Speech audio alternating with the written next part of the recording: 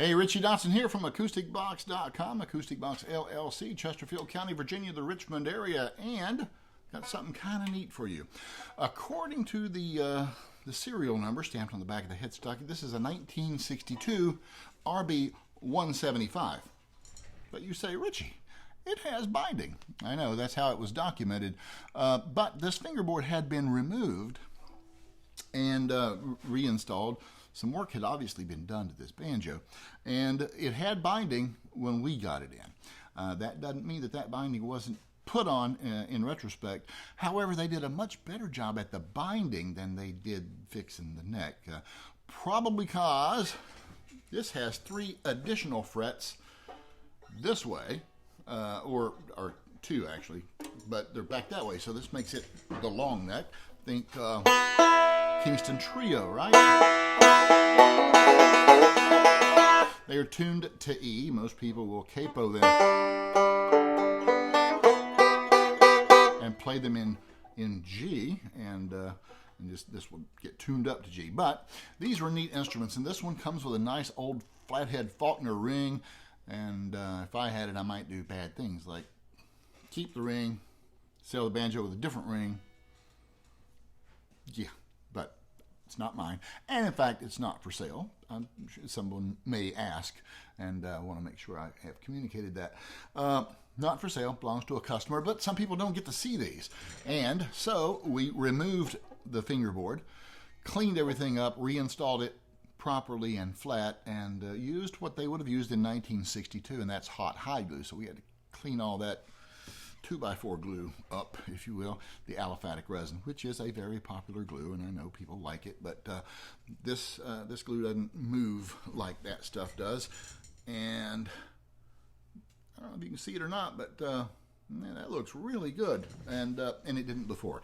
It was quite the banana and roller coastery kind of thing. So now it either was documented incorrectly and it actually was the original binding. I don't know. I'm thinking not. But either way, because it had binding and because the width had been altered, if you will, especially the second time it was removed, we just went ahead and rebound it, and we got everything to match up very nicely. Very little finish touch-up on this one. We did a great job. Will, say hi, Will. Hi. And I did a really good job, so that we even like looking at it and marveling at how nice it turned out. This is the best behaved friction peg I've ever messed with. So wanted you to hear, not that you hadn't already heard these before, but it also has the old Kluson. Let's see, these were called Firebird tuners, and these are the ones. Usually the 50s have the white button on them, and the 60s at some point obviously went to the chrome buttons, and this thing has got to be a transitional something going on, right? So and it could be just an early girl.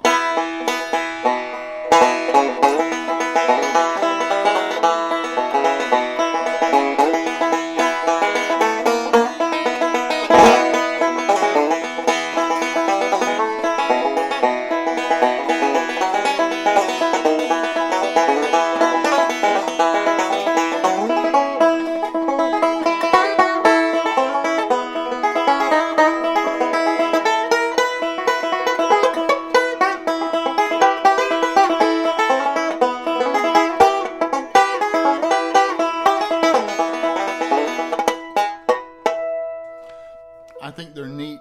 I don't know, unless I was touring and we needed a novelty piece, that it's the instrument for me. It's just not what I do, but I love them. And one of these days I'm probably going to wind up with one because I think they're neat. But anyway, this is a repair that came into the shop that some people may or may not get a chance to see, and they did not, even at the factory. The wood rims were much darker than the color of the neck. So Gibson, never say never and never say always when it comes to Gibson. Thanks for watching. Like this video if you want, share, hit the subscribe button if you like, so you can see these weird things as I am able to post them. I think this is kind of neat to get to share some of these things. Have a wonderful day, and thank you.